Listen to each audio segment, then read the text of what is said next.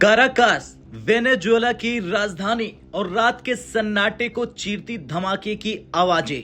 Media reports के मुताबिक Caracas में एक के बाद एक कम से कम 7 जोरदार धमाके सुने गए। नीचे उड़ते लड़ाकू विमानों की आवाजें और दुनिया भर में एक ही सवाल, क्या अमेरिका ने वेनेजुएला पर हमला कर दिया? और जवाब है हाँ।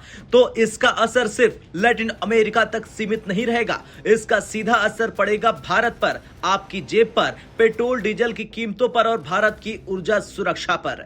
मीडिया रिपोर्ट्स के मुताबिक अमेरिका लंबे समय से वेनेजुएला के राष्ट्रपति निकोलस मादुरो को वैध नेता नहीं मानता।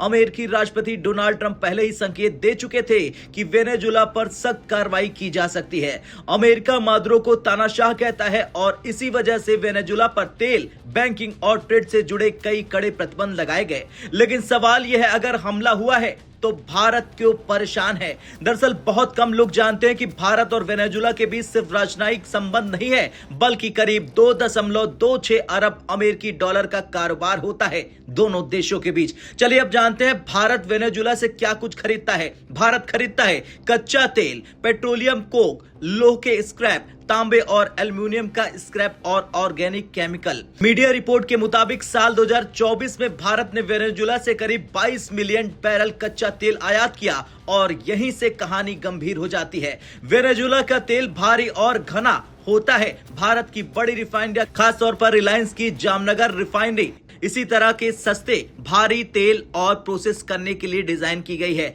इस तेल से डीजल, पेट्रोल, एविएशन फ्यूल जैसे महंगे ईंधन तैयार होते हैं। अगर सप्लाई रुकती है तो भारत को रोजाना करीब 6 लाख बैरल तेल का विकल्प ढूंढना पड़ेगा। और विकल्प कहां से? Middle east, Canada. लेकिन दिक्कत यह है, वो तेल काफी महंगा है। तेल महंगा मतलब पेट्रोल डीजल महंगा, ट्रांसपोर्ट महंगा, महंगाई बढ़ेगी, यानी अमेरिका वेनेजुएला टकराव की कीमत भारत का आम नागरिक चुकाएगा। भारत की सरकारी कंपनी ओएनजीसी विदेश ने वेनेजुएला में तेल प्रोजेक्ट में भारी निवेश किया है। मीडिया रिपोर्ट्स के मुताबिक अमेरिकी प्रतिबंधों की वजह से ओएनजीसी विदेश के करीब 600 मिलियन डॉलर फंसे हुए हैं। ये सिर्फ पैसा नहीं, बल्कि भारत की वैश्विक ऊर्जा रणनीति को लगा झटका है। भारत वेनेजुएला को दवाइयां देता है, टीके, मशीनरी, सूती कपड़े, केमिकल और इलेक्ट्रॉनिक्स जैसी चीजों को भेजता है। भारत वेनेजुएला की दवाइयों की बड़ी जरूरतें अक्सर कम दाम या मानवीय आधार पर पूरी करता है, लेकिन तनाव और युद्ध जैसे हालात में ये एक्सपोर्ट या तो रुक जाते हैं या बहुत सीमित हो जाते हैं। साल 2023-24 में भारत ने वेनेजुएला से करीब 43.4 मिलियन डॉलर का स्क्रैप लोहा आयात किया।